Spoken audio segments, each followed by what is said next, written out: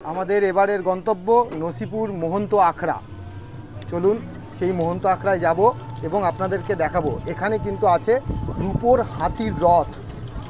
পৌঁছে গিয়েছি নসিপুর মহন্ত আখড়ার সামনে। নসিপুর রাজবাড়ি থেকে জাস্ট 2 মিনিটের পথ এই নসিপুর মহন্ত আখড়া।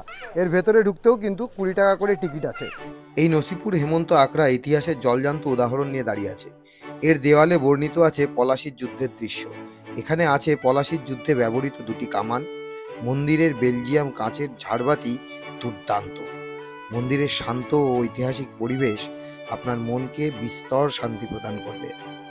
এছাড়াও এখানে দেখতে পাবেন সে সময়ের ইংল্যান্ড থেকে আনা অস্টিন গাড়ি। এখানে আছে রূপোর রথ, যা বাংলার অর্থনৈতিক সমৃদ্ধির ইতিহাস বলে।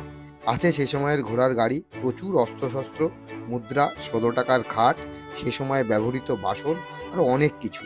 এই নসিপুর আখড়া ঘুরে দেখতে বেশ ভালো লাগবে আপনাদের।